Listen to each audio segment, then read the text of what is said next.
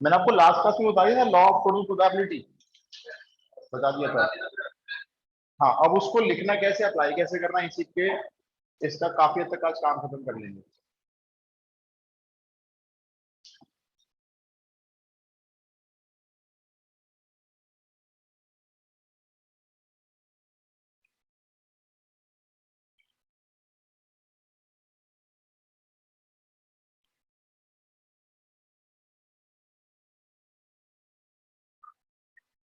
Law of total probability और multiplication में कुछ ज्यादा खास फर्क नहीं है, दोनों एक जैसे ही है।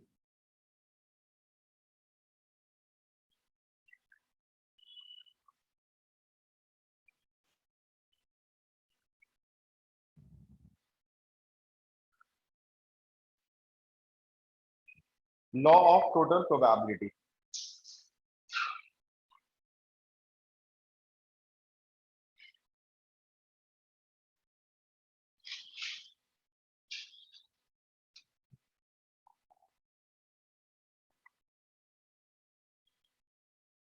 देखो आपको किसी भी एक इवेंट की प्रोबेबिलिटी निकालने के लिए दे दी जाती है। लेट्स से प्रोबेबिलिटी ए है कोई इवेंट, और आपने देखा इसकी प्रोबेबिलिटी निकालने के लिए कुछ केसेस बन रहे हैं। एग्जाम्पल के तौर पे 3 बैग हैं, आप इसमें से कोई सा भी एक बैग चूज कर सकते हो, और सभी बैग्स में कुछ ना कुछ बॉल पड़ी हुई है। फिर आप जब कोई एक बैग चूज कर लोगे तो आपको बोलेंगे इसमें से ये वाली बॉल निकालनी है, उसकी प्रोबेबिलिटी बताओ। जैसे रेड बॉल की प्रोबेबिलिटी बताओ, तो रेड बॉल तो तीनों बैग में से किसी से भी आ सकती है। तो पहले आपने बैग 1 चूज किया मान लो, तो आपका वो इवेंट E1 हो गया, बैग 1 चूज किया। और बैग 1 अगर चूज कर चुके हैं,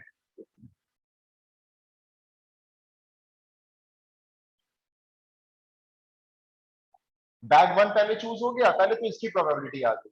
और अगर ये बैग 1 चूज हो चुका है, तो इसमें से रेड बॉल की प्रोबेबिलिटी, तो उसको हम लिखेंगे कैसे, ये वाला काम हो चुका है, कंडीशन में आ गया। और अगर ये हो चुका है तो उसमें से रेड बॉल की क्या प्रोबेबिलिटी है, तो ए लिखेंगे। फिर प्लस दूसरा टास्क हो सकता है कि ये वाला बैग चूज किया हो, तो प्रोबेबिलिटी पहले इस बैग की आएगी। और अगर ये वाला बैग चूज कर चुके हैं, तो हम इसको यहां लिखेंगे कंडीशन में, ये तो काम हो चुका है। अब अगर ये वाला काम हो चुका है, तो इसमें से ए के होने की क्या चांस है, ए वही रहेगा जो तीनों में अटैच रहेगा। एंड सिमिलरली अगर और कोई केस होगा तो वो इसी में ऐसे ऐड हो जाएगा, probability E3 into probability A by E3। ये जो मैं ऐसे लिख रहा हूं, ये 3 भी केस हो सकते हैं, 2 हो सकते हैं, 4 हो सकते हैं। इस फॉर्मूले को ही बोलते हैं law of total probability, right. ये फॉर्मूला ऐसे भी लिखा जा सकता है, देखो सिग्मा, मतलब इन सबका सम सिग्मा से शो करेंगे। यहां पे लिखेंगे i इज इक्वल्स टू 1 से लेकर n तक, i की वैल्यू 1 से लेकर n तक जाती है। अब ये i कहां कहां पे आएगा, प्रोबेबिलिटी ई आई यहां पर आएगा, और इनटू प्रोबेबिलिटी ए अपॉन ई आई। ए तो ए रहेगा ना, देखो ए चेंज नहीं होगा हर केस में, तो ए को तो ए लिखेंगे, आई के प्लेस पर पहले 1 रखेंगे, फिर प्लस, फिर आई के प्लेस पे 2 लिखेंगे। ये ऐसे भी लिख सकते हैं, लॉ ऑफ टोटल प्रोबेबिलिटी। अब मैं इसको एक क्वेश्चन पे आपको अप्लाई करके दिखा देता हूँ कि कैसे करना है अप्लाई।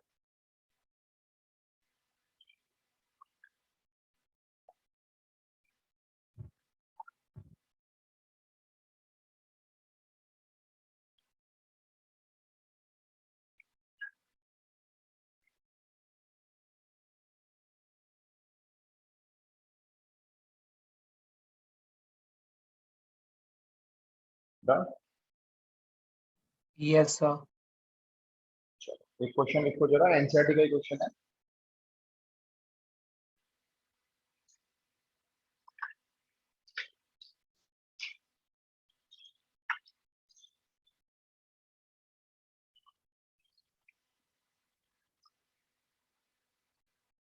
एग्जाम्पल है वैसे, तो मैं थोड़ा शॉर्टकट बताता हूँ आपको। आप लिख लो, फर्स्ट टाइम तो लिखो, a person has undertaken a construction job. A person has undertaken a construction job, full stop. मतलब एक आदमी ने कोई एक जॉब ली है अपने अंडर में, और वो कंस्ट्रक्शन जॉब है। ठेकेदार वगैरह जो होते हैं ना, उस तरह के ये मान लो आप, जो किसी बिल्डिंग को बनाने का पूरा ठेका ले लेते हैं, घर का ठेका ले लेते हैं, तो ऐसे किसी पर्सन ने एक कंस्ट्रक्शन जॉब को अंडरटेक किया है। अब मैं यहाँ पे कुछ प्रोबेबिलिटीज लिख रहा हूँ, वो आप लिख लो। Probability there is a strike, मतलब काम पे हड़ताल हो जाएगी, इसके चांस हैं 0.65। उसके बाद लिख लो आप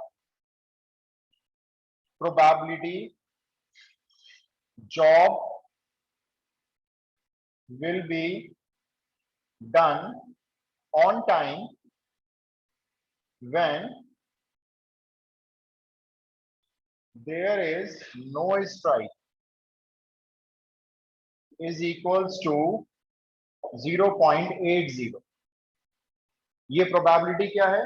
जॉब आपका टाइम पे कंप्लीट हो जाएगा जबकि स्ट्राइक नहीं हुई है, तो इसकी प्रोबेबिलिटी अभी 100% नहीं है, अभी भी 0.8 है, क्योंकि जॉब का टाइम पे कंप्लीट होने का फैक्टर सिर्फ स्ट्राइक ही नहीं होता ना, मटेरियल भी होता है, हो सकता है मटेरियल लेट हो जाए आने में या मटेरियल खराब आ जाए, तो इसलिए अगर स्ट्राइक नहीं हुई तो जॉब टाइम पे कंप्लीट हो जाएगा, इसके चांस है 0.80। और फिर से लिखना प्रोबेबिलिटी, ऐसे डैश करके लिख लेना, job will be done on time when there is strike, और अगर स्ट्राइक हो जाती है तो जॉब टाइम पे कंप्लीट होगा, इसके चांस कम हो गए, अब देखो 0.32 हो गए। ये पेज नंबर 550 पे एग्जाम्पल 15 है एनसीईआरटी में। तो तीन प्रोबेबिलिटी है, एक बार समझ लेते हैं। काम पर हड़ताल होगी, इसके चांस क्या है? 0.65। अगर हड़ताल नहीं होती है, काम टाइम पे कंप्लीट होगा, इसके चांस है 0.80। और अगर हड़ताल होती है तो काम टाइम पे कंप्लीट होगा, इसके चांस है 0.32। तो आपको प्रोबेबिलिटी फाइंड क्या करनी है वो लिख लो, find probability that job will be completed on time. क्या प्रोबेबिलिटी है कि जॉब जो है वो टाइम पे कंप्लीट होगा? अब अपने मन में आए हुए मुझे केस बता दो, जॉब तो टाइम पे कंप्लीट होना ही है।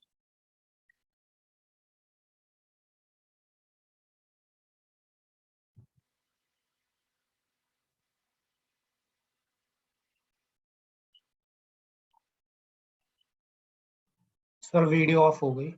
हाँ मैं एक मिनट ऑन कर रहा हूँ, तो कैमरा थोड़ा सा ठीक कर रहा था तो हिल गया, अब सीधा आ रहा है। तीन प्रोबेबिलिटी गिवन है, स्ट्राइक होगी तो 0.65 है, और स्ट्राइक नहीं होगी और जॉब टाइम पे कंप्लीट होगा 0.80 है, और जॉब कंप्लीट होगा जब स्ट्राइक होगी तो इसके चांस कम हो गए हैं 0.32। तो क्या प्रोबेबिलिटी है जॉब टाइम पे कंप्लीट हुआ है? अब आप सर दो बताओ ही मेरे केस को बनेंगे। इसमें आंसर बता रहे हो मेरे को फाइनल? नहीं सर, मैं बोल रहा हूँ दो ही केस बनेंगे ना। दो ही केस बनेंगे। भाई दो के दिमाग में क्या आएंगे?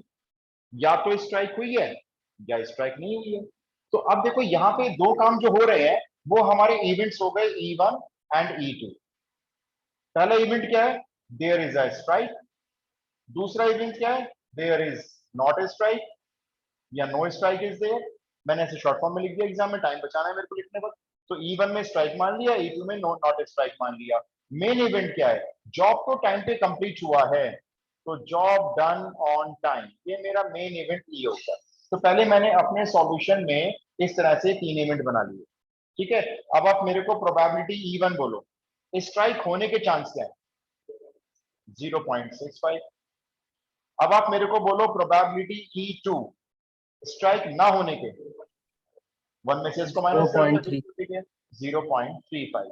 अब आप मेरे को ये बताओ इसका क्या मीनिंग है, अगर मैं ये लिखता हूं तो वैल्यू नहीं, बस मीनिंग बताओ इसका क्या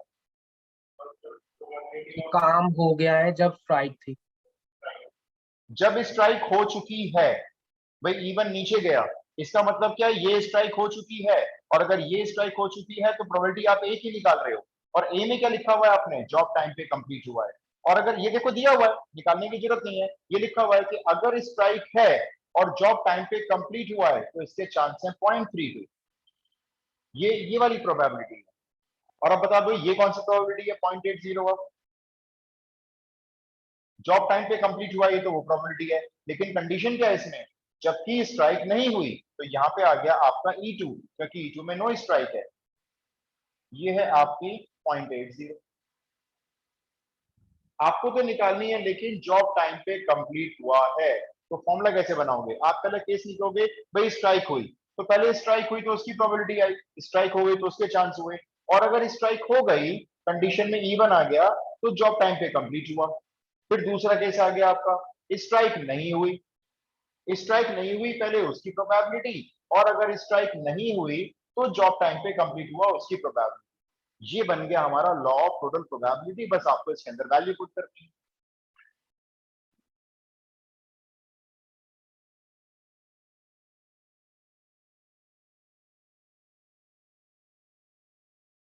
अब इसको जरा वैल्यू पुट करके सॉल्व करके और बता दो आंसर क्या आ रहा है।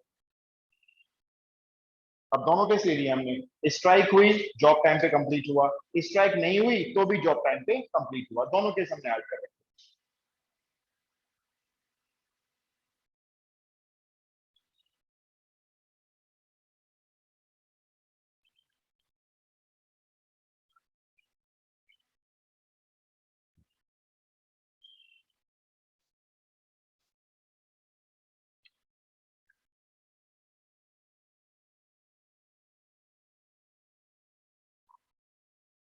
क्या आ रहा है इसका आंसर?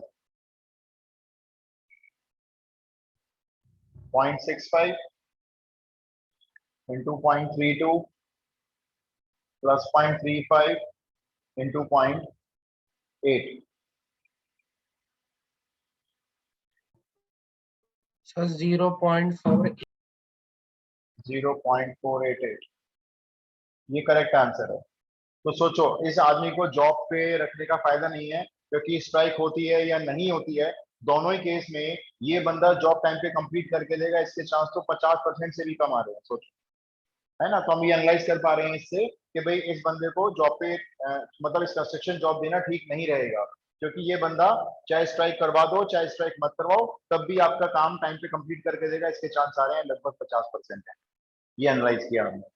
अब नेक्स्ट क्वेश्चन लिखते हैं। अब आप ट्राई करो, ऐसे लिख के ट्राई करना पूरा।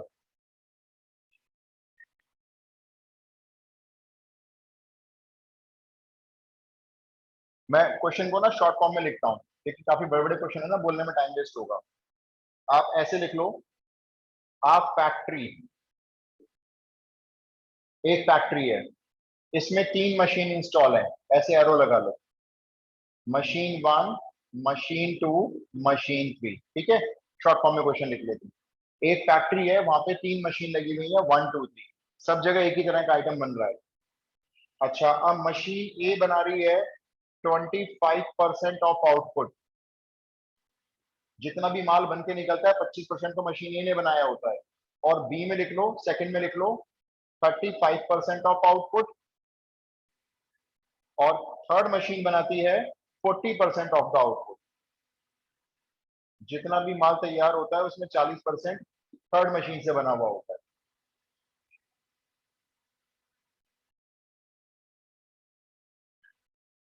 एक सिंपल सा क्वेश्चन पूछूंगा पहले, तब आगे बोलूंगा। तीनों मशीन ने अपने आइटम बनाए, हमने उनको क्या किया, ढेर लगाकर एक बॉक्स में डाल दिया या कहीं एक जगह स्टोर कर दिया, उसमें से एक आइटम को हमने पिक कर लिया।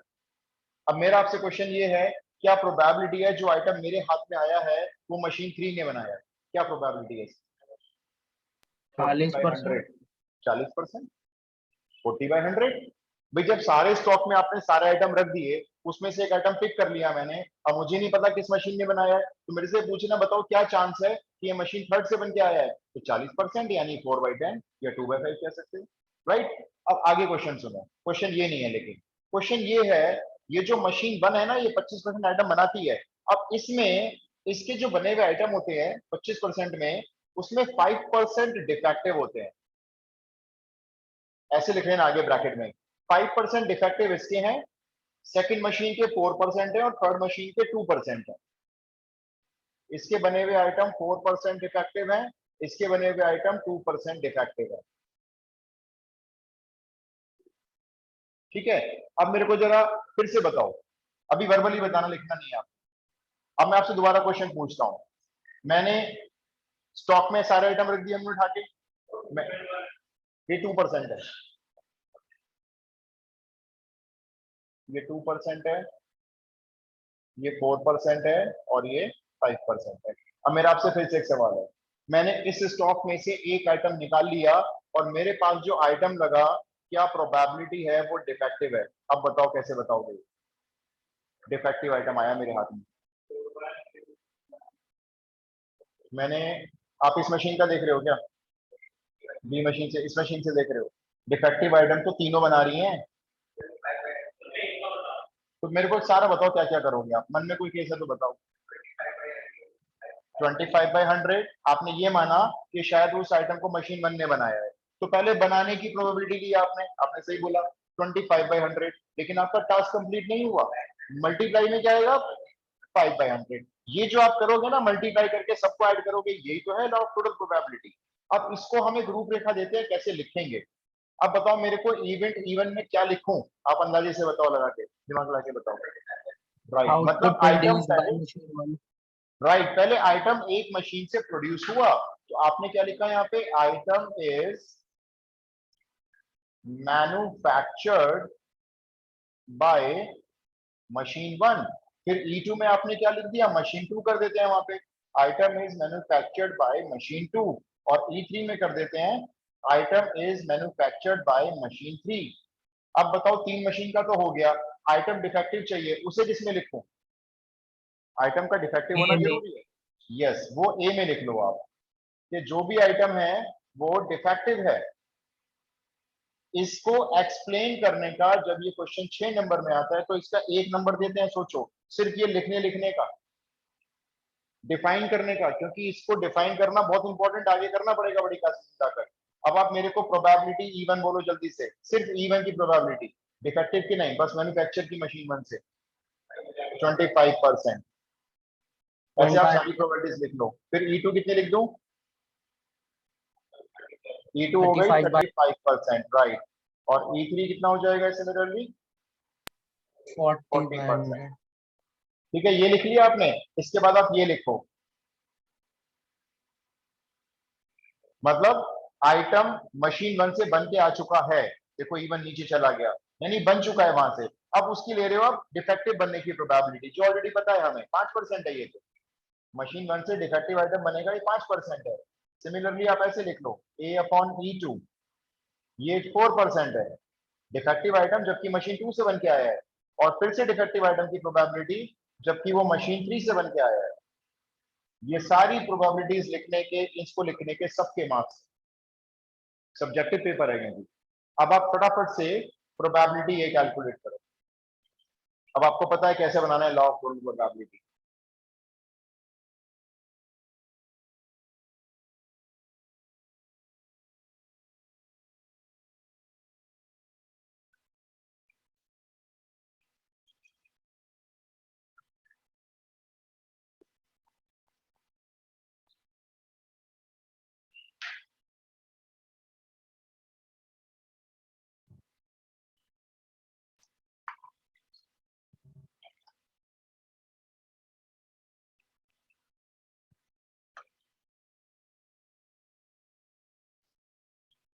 आंसर बता देना क्या है इसका।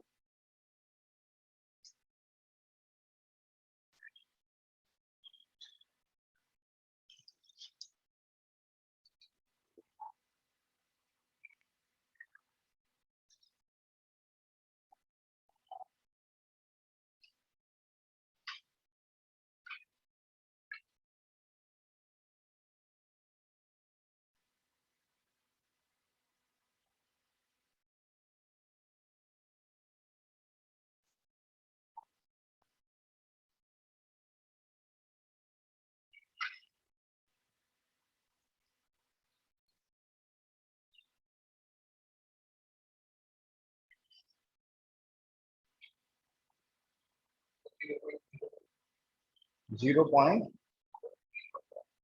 0.0345, ठीक है, सिंपल सी कैलकुलेशन है, जल्दी से कर लो। बेजर अगर हो जाए तो मुझे बता देना, ऑनलाइन वाले बच्चों को।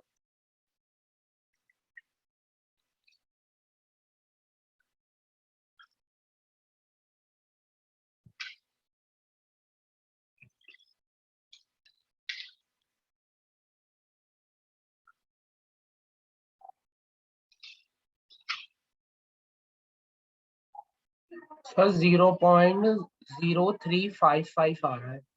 यही आ रहा है।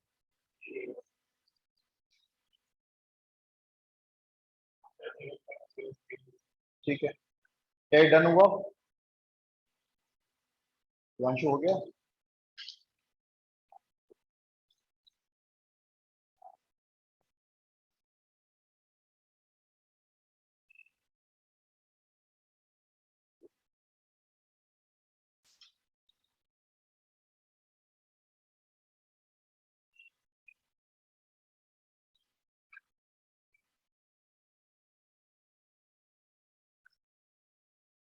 फिर बाकी लोगों का हो गया, मेरे को जवाब दो फटाफट से।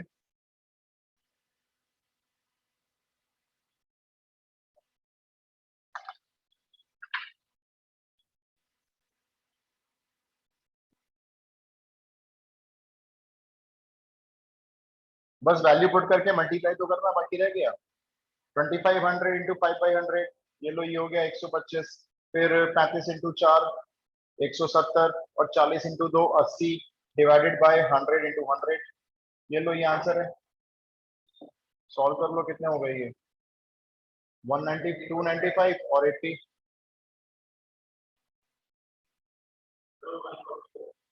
सॉरी, सर 150 होगा ना? हाँ ये 140 होगा, सॉरी। 345 अपॉन 100 इंटू 100, तो ये हो जाएगा 0.0345। ये प्रोबेबिलिटी है। मतलब इन तीनों मशीन से आइटम बन के जब स्टॉक फाइल आ जाएगा, उस स्टॉक फाइल में से अगर कोई भी बंदा एक आइटम निकालेगा और उसके हाथ में डिफेक्टिव आइटम लगेगा, इसके चांस काफी कम है। इसका मतलब मशीन को रिप्लेस करने की जरूरत नहीं है, काम चलने दो। क्योंकि डिफेक्टिव आइटम किसी के पास जा भी रहा है ना अगर, तो काफी कम प्रोबेबिलिटी के साथ जा रहा है। इसी इंटरप्रेट होता है रिजल्ट कि मशीन को रिप्लेस करने की जरूरत नहीं है, काफी कम प्रोबेबिलिटी डिफेक्टिव आइटम के बनने की। अब आप समझो इसका जो मेन मुद्दा है, लॉ ऑफ प्रोबेबिलिटी। मैंने आपको क्यों सिखाया? क्योंकि अब आप सीखने जा रहे हो बेस थ्योरम।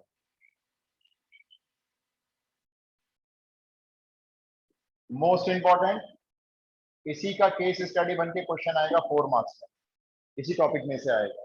क्वेश्चन लिखो सीधा, कोई नई चीज नहीं आपको आती है पहले से। क्वेश्चन दूंगा शॉर्ट फॉर्म में, जरा समझ के करना।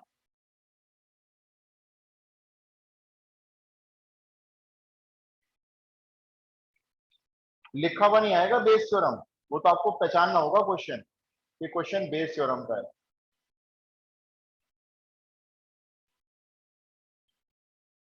क्वेश्चन है, देयर आर 3 कॉइन्स।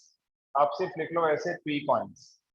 किसी की पॉकेट में 3 कॉइन पड़े हुए हैं मान लेते। ये 3 कॉइन कौन कौन से, आप लिख लो ऐसे एरो बना के। 3 कॉइन में जो एक कॉइन है वो 2 हेडेड है। रेयर कॉइन्स होते हैं ऐसे। 2 हेडेड का मतलब दोनों तरफ हेड है उसके। दूसरा कॉइन बाइएस्ड कॉइन है। बाइएस्ड कॉइन का मतलब है इस कॉइन में कुछ डिफेक्ट है, फेयर कॉइन नहीं है। वो डिफेक्ट आपको जरूर बताया जाएगा, और वो डिफेक्ट है 75% ये कॉइन हेड शो करता है। हाँ बनते हैं, गैम्बलिंग के लिए स्पेशल कॉइन बनाए जाते हैं कई बार। टेल को भारी बना देते हैं तो हेड बार बार ऊपर आएगा, क्योंकि टेल भारी होने की वजह से नीचे गिर जाता है जमीन की तरफ। तो 75% इस कॉइन पे हेड अकर होता है। और जो तीसरा कॉइन है ये अनबायस्ड है, यानी फेयर कॉइन है। 50% प्रोबेबिलिटी हेड की है इसमें, 50% की टेल की भी है। अच्छा, अब ये तीनों कॉइन सपोज करो किसी पर्सन की पॉकेट में है। उस पर्सन ने एक कॉइन को सेलेक्ट किया, ठीक है, एंड टॉस इट। उसको टॉस कर दिया, हाथ में आया और हाथ में टॉस कर दिया, देखा नहीं उसने। क्या प्रोबेबिलिटी है हेड अकर्स? ठीक है, उसके बाद एक और चीज है, इफ हेड अकर्स, अगर कॉइन हेड शो कर चुका है, then probability it is a fair coin. जो कॉइन आपने सेलेक्ट करके टॉस किया था, अब वो हेड शो कर चुका है, तो क्या प्रोबेबिलिटी है जो कॉइन आपके पास था वो फेयर कॉइन है। ये दोनों प्रोबेबिलिटी इस तरह से 2 मार्क्स में आएंगी। चलो, अब आप मेरे को बताओ, सबसे इसको भूल जाओ, इसको बाद में देखेंगे। हेड अकर्स की क्या प्रोबेबिलिटी होगी? कॉइन टॉस हो चुका है और नीचे हेड शो हो रहा है, इसके क्या चांस है? कॉइन कौन सा है पहले तो ये बताओ। आप पहले कॉइन चूज करो, जैसे अभी आपने मशीन चूज की थी, तो बताओ इवेंट इवन में क्या लिखोगे? सिर्फ कॉइन को चूज करना, टॉस मत कर देना। Selected is a two-headed coin. Two headed coin, भाई यहाँ लिख दिया आपने, टू हेडेड कॉइन सिलेक्ट हुआ। E2 में बताओ क्या लिखूं? बायस कॉइन। और E3 में लिख देते हैं पेयर कॉइन। भाई कॉइन टॉस होने से पहले तो सिलेक्ट होगा ना, तो ये 3 इवेंट हो गए सिलेक्ट करने के। अब बताओ इसमें ए में क्या लिखना है? Head occurs. Had occurs. भाई जिसकी प्रोबेबिलिटी पूछ रहा है वही तो लिखेंगे ना ए में, तो हैड अकर हुआ है जी, ये हमारा ए है। अब आप मेरे को फटाफट से प्रोबेबिलिटी बोलते जाना जरा, इवन की प्रोबेबिलिटी बोलो। 1/3. टू हेडेड कॉइन को मैंने 3 कॉइन में से सिलेक्ट किया है, टॉस नहीं किया है, सिर्फ सिलेक्ट करके रख लिया है। 1/3। टॉस मत कर देना, बच्चे यहाँ गलती करते हैं, कहते हैं अच्छा इवन है, टू हेडेड है, तो दोनों तरफ हेड है इसके, तो 2/2 लिख देते हैं। सिर्फ इस कॉइन को सिलेक्ट करना है। फिर इसी तरह से प्रोबेबिलिटी E2 भी यही है और प्रोबेबिलिटी E3 भी यही है। तीनों की प्रोबेबिलिटी 1/3, क्योंकि तीनों कॉइन को सिलेक्ट करने के चांस इक्वल होंगे। अब बताओ चलो, ये किसकी प्रोबेबिलिटी है? ए बॉन E1 लिखूंगा तो अब इसकी वैल्यू आप बताओ चलो, 1. क्या मान के चल रहे हैं? यस, E1 का मतलब समझे क्या? E1 को मैंने कंडीशन में डाल दिया, इसका मतलब मैं ये मान चुका हूं कि मेरे हाथ में टू हेडेड कॉइन है, और वो हेड शो करेगा, इसकी क्या प्रोबेबिलिटी है बोलो? 1, 10. क्योंकि वो टू हेडेड कॉइन है।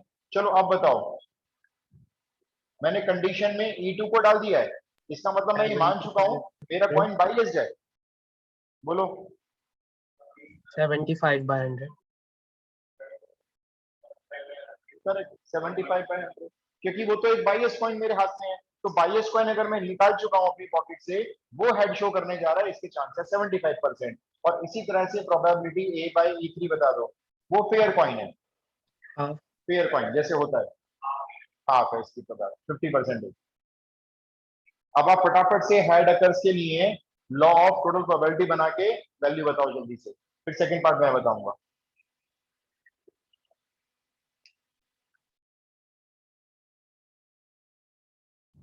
पहले तो कॉइन सिलेक्ट हुआ, उसकी प्रोबेबिलिटी लिखी गई E1 E2 E3, फिर एक एक करके कंडीशन में डालते गए कि पहला कॉइन सिलेक्ट हुआ, हेड अकर आया, दूसरा कॉइन सिलेक्ट हुआ, हेड अकर हुआ, तीसरा कॉइन सिलेक्ट हुआ, हेड अकर हुआ। अब तीनों को मिलाकर एक सिंगल प्रोबेबिलिटी बना, हेड अकर की प्रोबेबिलिटी।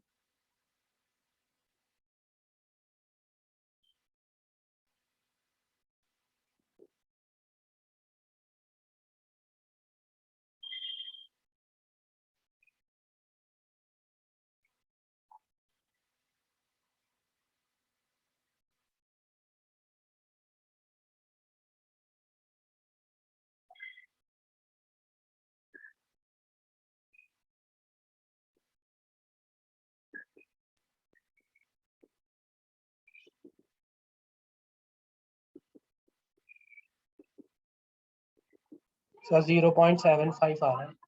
0.75, ओके। ये मैंने फॉर्मूला लिख दिया है भाई, लॉ ऑफ प्रोबेबिलिटी का, इसमें बस वैल्यू पुट करनी है आपको।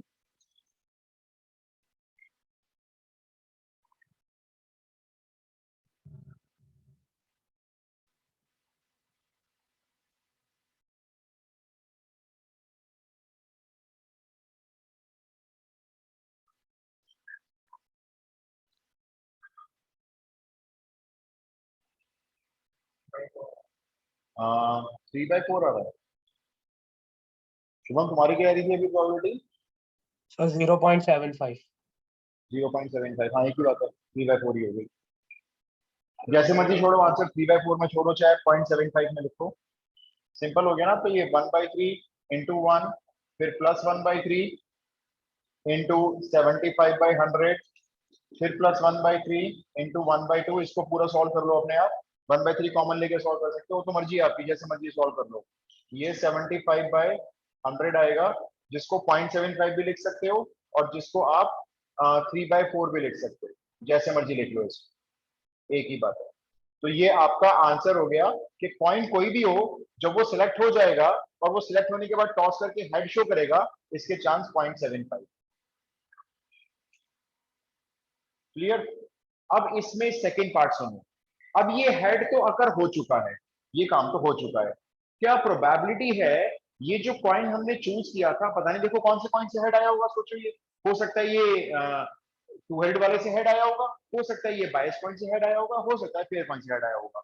अभी आपको क्या बोलेगा कि हेड अगर अगर हो चुका है तो आप ये प्रोबेबिलिटी बताएं ये फेयर पॉइंट से आया है। अब सुनो क्या निकालना है, ये है बेस थ्योरम। यहां तक कि लॉ ऑफ टोटल प्रोबेबिलिटी, इसके नीचे हम लोग बनाएंगे बेस थ्योरम। कैसे बनाएंगे जब ध्यान से सुनना। प्रोबेबिलिटी सेकंड पार्ट, अगर हेड अकर हो चुका है तो मैं हेड होने की प्रोबेबिलिटी को लिखूंगा नीचे कंडीशन में। ये काम हो चुका है, क्या प्रोबेबिलिटी है जो आपने शुरुआत में कॉइन सिलेक्ट किया था, वो कौन सा कॉइन था, मैंने कौन सा बोला? E3। एक मिनट के अंदर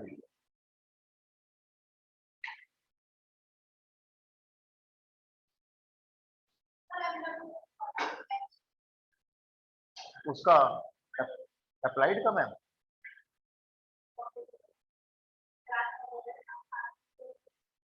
मैं अभी आपके पास आ रहा हूँ मैं बिल्कुल। हाँ, अब देखो इसका फॉर्मूला कैसे बनाएंगे हम। एक मिनट यार, चेयर लीजिए।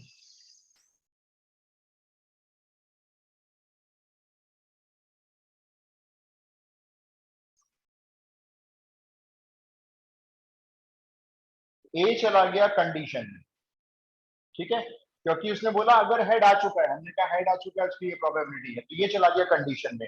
ऊपर कौन सा कॉइन लेना है मेरे को, मैंने कौन सा बोला है, फेयर कॉइन। फेयर कॉइन का इवेंट बताओ, इवन था, ई था, ई थ्री था, ई थ्री था, तो ई थ्री अपॉन ए निकालना है, ये क्वेश्चन है सेकंड पार्ट।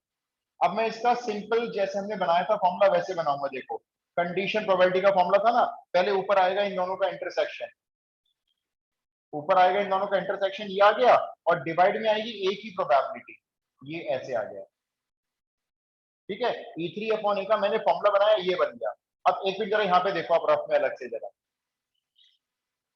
अगर मैं आपसे इसका फॉर्मूला बनवाऊं तो कैसे बनाओगे, चलो बताना। ए अपॉन ई थ्री का जो ऑलरेडी मेरे पास है ये रहा, इसकी वैल्यू है मेरे पास ये, लेकिन फॉर्मूला क्या होगा इसका बताना जरा, जैसे मैंने ये बनाया वैसे बताओ इसको। यही तो होगा, probability A intersection E three and divided by probability, यही होगा ना इसका फॉर्मूला। इंटरसेक्शन की प्रोबेबिलिटी निकालने के लिए इसको ऐसे मल्टीप्लाई कर सकते हैं क्रॉस में, ये ऐसे आ सकती है प्रोबेबिलिटी मल्टीप्लाई में। तो बताओ इंटरसेक्शन की प्रोबेबिलिटी यहाँ पे पुट करके क्या लिखूं मैं, प्रोबेबिलिटी ई थ्री, ये ऐसे आ गया क्रॉस मल्टीप्लाई में, into probability A by E three and divided by क्या है, प्रोबेबिलिटी ए। ये हमने अपनी बेस थ्योरम बनाई। आपको अगर ई थ्री बाई ए निकालना है तो आप इस वाले स्टेप को स्किप कर सकते हैं, मे बी स्किप्ड। आप इसके बाद डायरेक्ट ये लिखा करेंगे।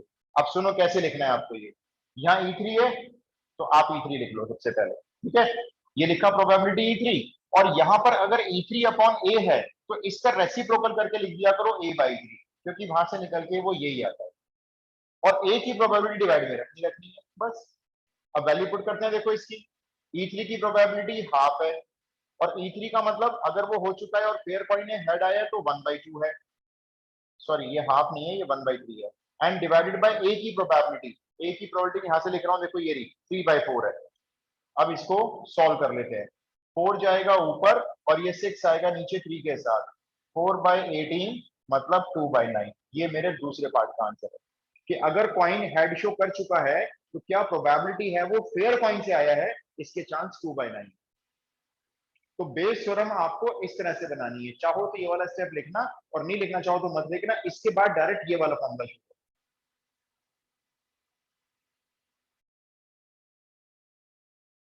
क्लियर हुआ? Yes sir. तो एक और ट्राई करते हैं, टाइम है ना अभी अपने पास, अभी है ना टाइम, अभी तो है, तो बहुत है, तो 2-3 क्वेश्चन हो जाएंगे। यस सर, अभी 44 हुए हैं। हाँ अभी तो हो जाएंगे यार, 3 क्वेश्चन कराया था। मैं क्वेश्चन आपको शॉर्ट फॉर्म में दूंगा, ध्यान से समझ के करना है, रट्टाफिकेशन मत करना भाई। इसकी केस स्टडी बनेगी अगली क्लास में, क्वेश्चन केस स्टडी करवा भी दूंगा आपको। लिखो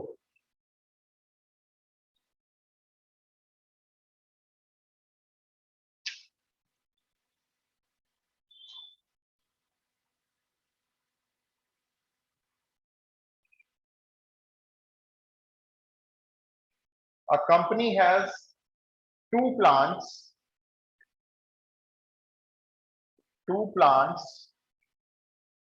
to manufacture बाइसिकल। एक कंपनी के दो प्लांट हैं और वहां पे जो है वो बाइसाइकिल मैन्युफैक्चर करती है कंपनी, ठीक है। अब आप आगे सुन लो, यहां पे ऐसे लिख लेना, फर्स्ट प्लांट मैन्युफैक्चर करती है 60% of the cycles. First plant में 60% साइकिल बनती हैं और सेकंड प्लांट में बनती हैं 40% ऑफ द साइकिल्स, ऐसे शॉर्ट फॉर्म में लिख लो। उसके बाद ये भी दिया हुआ है, फर्स्ट प्लांट में जितनी भी साइकिल बनाते हो आप, 60% बनाते हो मान लो, तो उन 60% में 80% साइकिल ऑफ स्टैंडर्ड क्वालिटी की होती है, मतलब कोई उसमें एरर नहीं होती, कोई फॉल्ट नहीं होता, बढ़िया चलती है, स्टैंडर्ड क्वालिटी की। हाँ 20% शायद ऐसी होंगी जो स्टैंडर्ड क्वालिटी की नहीं होती होंगी। ऐसे ही सेकंड प्लांट में जो साइकिल बनती है, वहां पे साइकिल जो बन रही है उसमें 90% साइकिल स्टैंडर्ड क्वालिटी की है।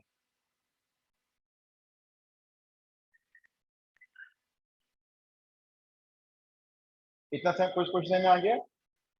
दोनों प्लांट से साइकिल बन के एक स्टोर में आ जाती है, फ्रॉम अ स्टोर। ये मैं लिखवा नहीं रहा हूं, आप समझ जाना, क्योंकि जब भी ऐसा क्वेश्चन होता है ना कि यहाँ बन रही है यहाँ बन रही है चीजें, तो ये पक्की बात होती है कि दोनों मिलाकर एक जगह पे स्टोर होने वाली है। जैसे 3 मशीन लगी थी अभी, तो सबका आइटम एक इकट्ठा कर लिया था।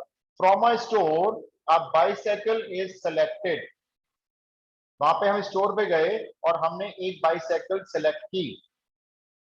आपको दो प्रोबेबिलिटी निकालनी है। Number 1, cycle is of standard quality, कि जो साइकिल आपने पिक किया स्टोर से वो स्टैंडर्ड क्वालिटी की है, number 1। Number 2, if it is of standard quality, if it is of, अगर वो स्टैंडर्ड क्वालिटी की है, then it is manufactured from,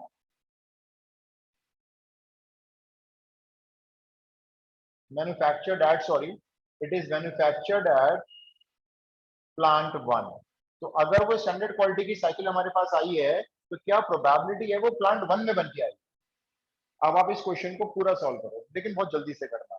E1, E2, E3, A, ये सब डिफाइन करो पहले अपने आप।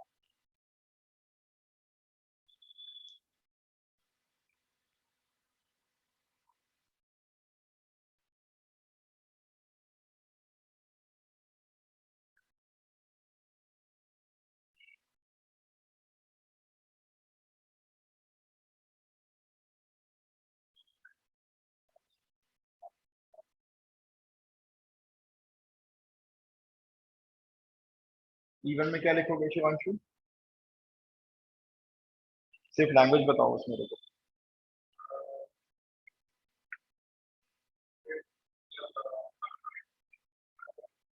नहीं नहीं, सिर्फ लैंग्वेज बताओ, वैल्यू नहीं। जैसे E1 में लिखूंगा, E1 इज इक्वल्स टू, एक जो लैंग्वेज है वो क्या होगी हमारी, स्टेटमेंट में क्या लिखेंगे। E1 में क्या मान के चल रहे हैं हम लोग, क्या लिखा है तुषार तुमने E1 में?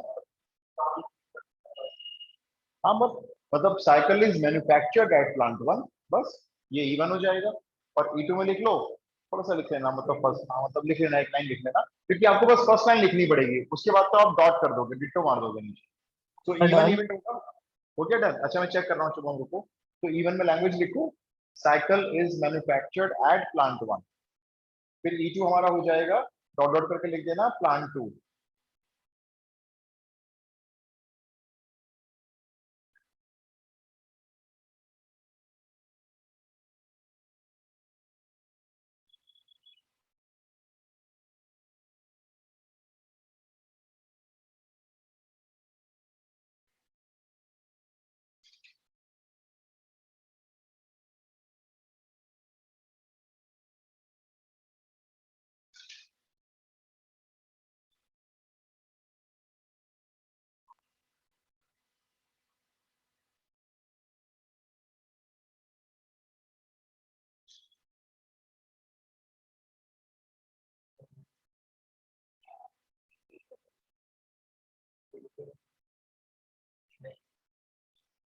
तो हम फर्स्ट पार्ट का आंसर बताना। तो 0.84 आ रहा है। हाँ नहीं, ये तो प्रोबेबिलिटी इवन होगी ना। अच्छा अच्छा, ए बाई इवन, हाँ यही है 80/100। फर्स्ट पार्ट का आंसर क्या रहेगा? क्यों करो ना, इसमें नहीं आ रहा सही में, देखो भाई आपने पहले लिखी प्रोबेबिलिटी E1, E1 में आपने लिख लिया, मान लो साइकिल मैन्युफैक्चर हुई है प्लांट 1 पे, तो वहां पे प्लांट 1 पे साइकिल मैन्युफैक्चर हो रही है 60%, तो इसकी प्रोबेबिलिटी हो गई 60/100। फिर आपने लिखा प्रोबेबिलिटी E2, प्लांट 2 में मैन्युफैक्चर हुई है, वहां पे हो रही है 40% साइकिल मैन्युफैक्चर, तो ये 40% हो गई। उसके बाद आपने लिखा प्रोबेबिलिटी A/E1, इसका क्या मीनिंग है, सुनो ध्यान से। फिर E1 नीचे है, इसका मतलब ये माना जा चुका है कि यहाँ पे साइकिल मैन्युफैक्चर हो चुकी है, तो प्लांट 1 में मैन्युफैक्चर हो चुकी है। प्रोबेबिलिटी आप देख रहे हो, डिफेक्टिव, सॉरी डिफेक्टिव नहीं है, स्टैंडर्ड क्वालिटी की साइकिल की प्रोबेबिलिटी क्या है वहां पे, वो तो पता है, वो तो 80% है। और ऐसे ही प्रोबेबिलिटी E/E2, प्लांट 2 में मैन्युफैक्चर हो चुकी है, कंडीशन है कि हो चुकी है प्लांट 2 मैन्युफैक्चर, वहां पे स्टैंडर्ड क्वालिटी की बन के आई है, तो वहां पे बन के आएगी अगर स्टैंडर्ड क्वालिटी की प्लांट 2 में, तो 90% हो गई।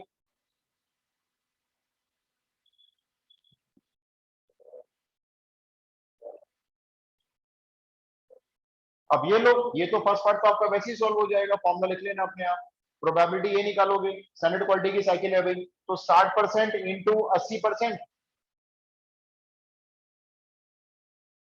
फिर प्लस 40% इंटू 90%, ये हो गया आपका 48 और 36, 840 अपॉन 100 इंटू 100, तो 84/1000 हो गई।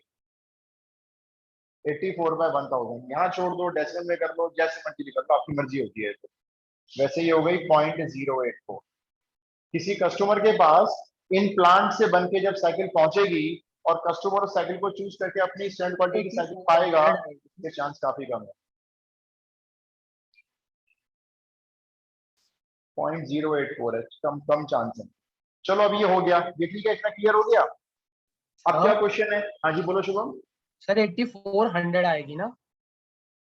ओ हो सॉरी, 8400 है, हाँ 2 जीरो थी, मैंने एक ही लगा दी, एक जीरो और कट जाएगी, 0.84 हो गई। काफी हाई प्रोबेबिलिटी हो गई, अब तो ये 1 के आसपास पहुंच गई ना, ये तो 84% चांस है कि कस्टमर इस कंपनी की साइकिल खरीदेगा, किसी प्लांट से बन के आई हो चाहे, और उसको अच्छी साइकिल मिलेगी, इसके चांस काफी हाई हैं, 0.84 है। ये तो फर्स्ट पार्ट हुआ।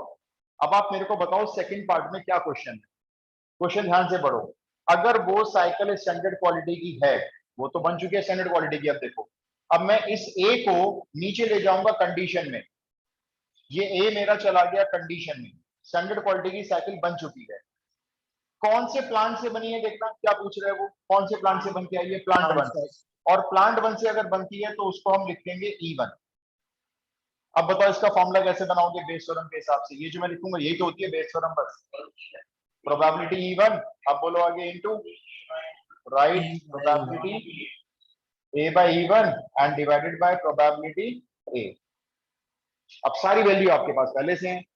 E1 60% है, वहां बनती है 60% बाइसाइकिल, वहां पे बनती हैं 80% स्टैंडर्ड क्वालिटी की, तो 80/100।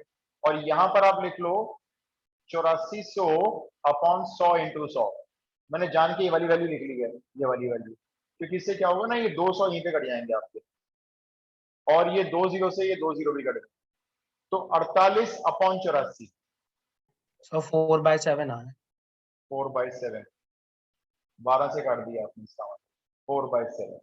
तो सोचो इसका मतलब अगर स्टैंडर्ड क्वालिटी की साइकिल कस्टमर के पास जाएगी, उसके चांस तो ये है भाई, अगर साइकिल बढ़िया जा रही है कस्टमर के पास तो ये चांस है, और वो प्लांट 1 से बन के आ रही है, इसके चांस भी काफी ज्यादा है, ये प्लांट 1 से बन के आई होगी, तो इसके चांस 4/7। P/E1 इंटू, नहीं प्लांट 1 को चूज नहीं किया जाएगा, प्लांट 1 को तब आप चूज करोगे जब वो कहेगा बस प्लांट 1 प्लांट 2 में बनती है, वहां पे ये प्रोबेबिलिटी नहीं दी जाएंगी 60% और 40%। तो हम ये मान के चलेंगे आधी साइकिल प्लांट 1 बना रहा है, आधी साइकिल प्लांट 2 बना रहा है, तो वो आएगा 50% 50%। अगर वो बोल रहा है कि प्लांट 1 में 60% साइकिल मैन्युफैक्चर होती है, तो P/E1 आपका 60% ही आएगा, जैसे बैक का क्वेश्चन होता है तो बैग में कुछ बनता तो नहीं है, तो बैग को क्या किया जाता है, सिलेक्ट किया जाता है, तो उसमें 1/3 1/3 1/3 आ जाता है। लेकिन इस तरह के क्वेश्चन में मशीन है, प्लांट है, इसमें मैन्युफैक्चर की प्रोबेबिलिटी ली जाएगी इसके अंदर। नेक्स्ट क्वेश्चन लिखो, फिर ट्राई करना भाई अपने आप।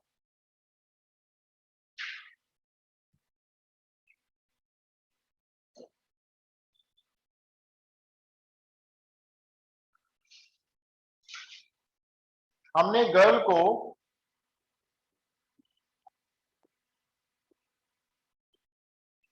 एक डाई दे दिया और हमने कहा भी डाई आपको दे दिया, इसको थ्रो करो। गर्ल ने कहा ठीक है मैं थ्रो करती हूँ, क्या करना है उसके आगे बोलो। हमने उसको इंस्ट्रक्शन दिए, हमने गर्ल को डाई दिया, हमने कहा देखो अगर आपका 1 या 2 में से कुछ आ जाए, तो डाई पे कुछ ना कुछ तो आएगा ना, 1 और 2 आएगा। मान लो 1 और 2 में से आ जाए, तो हमने इसको एक कॉइन भी दे दिया है। हमने कहा एक कॉइन है, इसको टॉस करना। उसने कहा ठीक है मैं टॉस कर लूंगी। उसने कहा अगर मेरा 1 2 3 नहीं आया, तो हम कहेंगे अच्छा अगर आपका 3 4 5 या 6 आए, तो एक काम करना, इसी कॉइन को 3 बार टॉस करना। करने का ठीक है, काम हो जाएगा। अब करना क्या है, क्या प्रोबेबिलिटी है हेड अकर्स, एक हेड अकर होता है, एक एग्जैक्टली मैं लिख देता हूं, चलो एग्जैक्टली 1 हेड अकर्स, उसका एक ही हेड आया है, इसकी क्या प्रोबेबिलिटी है। पहला क्वेश्चन मार्क तो ये है। दूसरा, इफ एग्जैक्टली 1 हेड अकर्स, अगर उसका एक ही हेड आया है तो प्रोबेबिलिटी बताओ शी थ्रू 3 4 5 और 6 ऑन द डाई।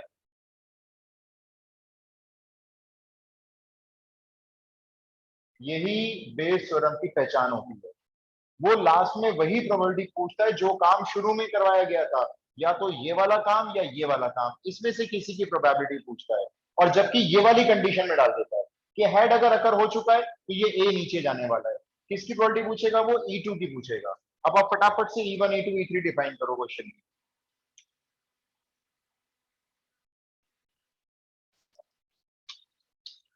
E1 में क्या लिख रहे हो पहले मुझे बता दो भाई। बिल्कुल ऐसे लिख लो, 1 और 2 अकर्स, ऐसे लिख लो 1 या 2 अकर्स। E2 में लिख लो 3 4 5 और 6 अकर्स, बस इतना शॉर्ट फॉर्म में चल जाएगा। फिर ए में क्या लिखोगे, लेकिन फिर ए में क्या लिखोगे, हेड एग्जैक्टली अकर। हेड अकर्स, ये ए है हमारा, मेन इवेंट यही है, हेड एक बार आना चाहिए। आगे करो ट्राई अपने आप जल्दी से जरा।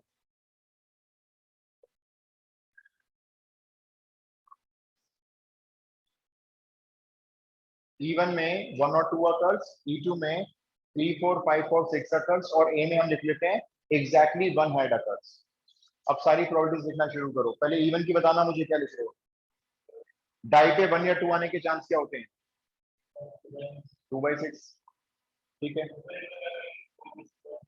अब आप देखो ना कि अगर डाई पे 1 या 2 आया, तो कॉइन को एक ही बार टॉस करना होगा, तो एक ही बार टॉस करने पे हेड की प्रोबेबिलिटी क्या होती है बताओ। तो ये आपका A/E1 हो गया, 1/2, A/E1 हो गया ना। हेड अकर्स हुआ, ए ऊपर आया, और कंडीशन मान के चल रहे हो कि डाई को एक ही बार टॉस, एक ही 1 और 2 आया था, यानी कॉइन को एक ही बार टॉस करा जाएगा। तो कॉइन को जब एक ही बार टॉस करोगे तो प्रोबेबिलिटी हाफ होती है। ट्राई करो अपने आप, चाहे गलत करो, फिर मैं एक्सप्लेन कर दूंगा अगर नहीं आया।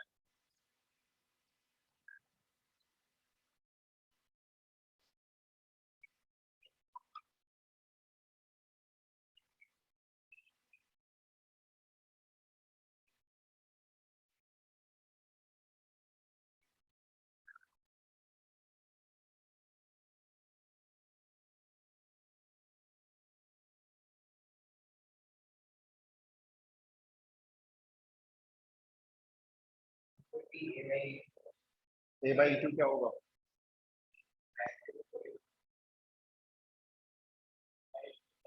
E1 में लिख लिया है वैसे आपने, इवेंट डिस्क्राइब कर दिए। 1 और 2 अकर्स, E2 में आ गया आपका 3 4 5 और 6 अकर्स, अच्छा, उसके बाद मेन इवेंट है एग्जैक्टली वन हैड अकर्स।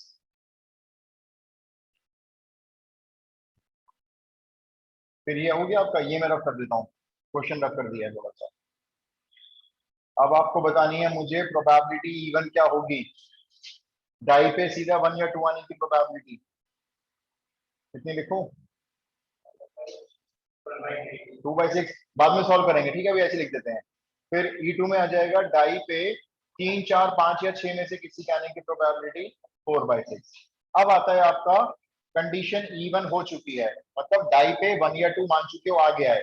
अब आपको एक हेड की प्रोबेबिलिटी बतानी है। तो क्वेश्चन से पूछो कि कॉइन को कितनी बार टॉस करना है, अब एक बार। इवन में कॉइन को एक बार टॉस करना है, और एक बार टॉस करने पे हेड की प्रोबेबिलिटी होती है 1/2, सिंपल 1/2। अब आप दोबारा से एक हेड की प्रोबेबिलिटी निकालोगे, कंडीशन बदल दोगे, यहाँ पे यहाँ E1 है, यहाँ E2 कर दोगे, लेकिन यहाँ पे कॉइन को अब एक बार टॉस नहीं करना है, कितनी बार टॉस करना है? 3 बार टॉस करना है। अब जरा एक मिनट ये देखो, 3 बार टॉस करते हैं तो क्या क्या आउटकम्स होते हैं, हम फेयर में कर सकते हैं, रफ में भी लिख सकते हैं। तीनों हेड आ सकते हैं, एक चीज ये हो सकती है, 2 हेड 1 टेल आ सकता है, हेड टेल हेड भी आ सकता है, 3 बार टॉस कर रहे हो ना, क्योंकि टेल हेड हेड भी आ सकता है।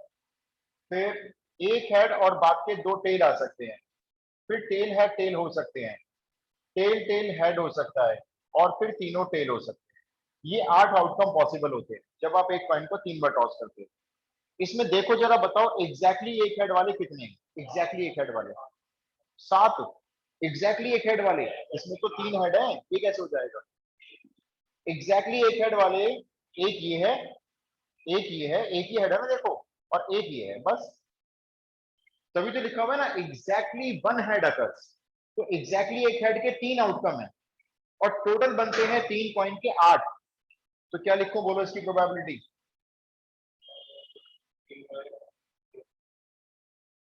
3/8। भाई अगर 3 बार टॉस करोगे कॉइन को तो 8 पॉसिबल आउटकम है, उसमें से आपके फेवरेबल ये 3 है, तो आपकी प्रोबेबिलिटी बनेगी 3 बार फेंकने पे आपको एग्जैक्टली एक हेड मिलेगा 3/8। अब आगे करो फटाफट से, पहले एग्जैक्टली एक हेड की प्रोबेबिलिटी निकालना, फिर बेस थ्योरम बनाना। इसके बाद एनसीईआरटी का क्वेश्चन है, बहुत इंपॉर्टेंट, कई साल आया लगातार।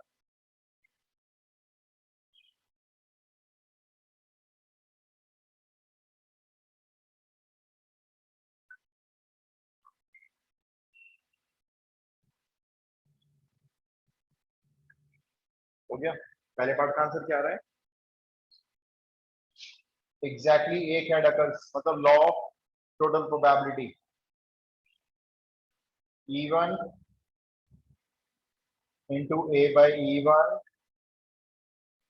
E2 into A/E2। सॉल्व कर लो इसको। 10 बाय, तो थोड़ा सॉल्व कर लो ना इसको, 5/12 बना लो। ये हो गया ना 2/6 इंटू 1/2 प्लस, फिर ये 4/6 इंटू 3/8। मैं चाह रहा हूँ बेस सेम हो जाए, तो 4 से इसको काट देते हैं। अब ये 12 बेस सेम हो गया, तो ऊपर आ जाएगा 2 + 3, 5/12 आ रहा है भाई पहले पार्ट का आंसर, वही 10/24। तो गर्ल का एग्जैक्टली एक हेड अकर होगा, चाहे वो एक बार टॉस करने से हो रहा है, चाहे वो 3 बार टॉस करने से हो रहा है, लेकिन उसका एक बार हेड अकर आएगा, इसके चांस है 5/12। अब इसकी बेस थ्योरम बनाओ सेकंड पार्ट में। एक हेड तो आ चुका है, अब क्या प्रोबेबिलिटी है, उसने डाई पे 3, 4, 5, 6 फेंका था।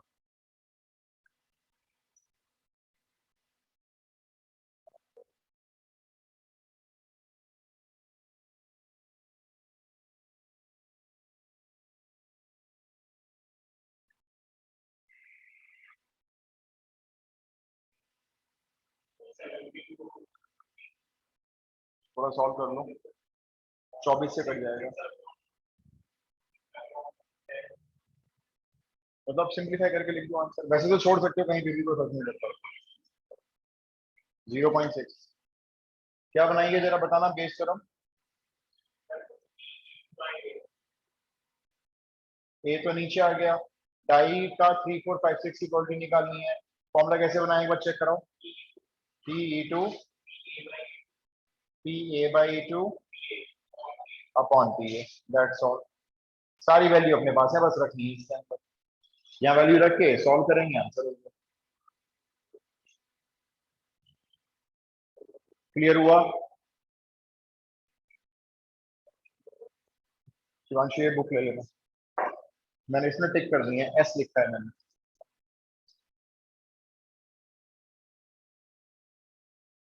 भाई इधर क्लियर हुआ सबको, बताएं? Yes, sir. चलिए जी So फिर मैं answer is 3/5. हाँ ये आंसर क्या रहा है बताना एक बार, सेकंड पार्ट का आंसर। हाँ 0.6 हो गया, ठीक है।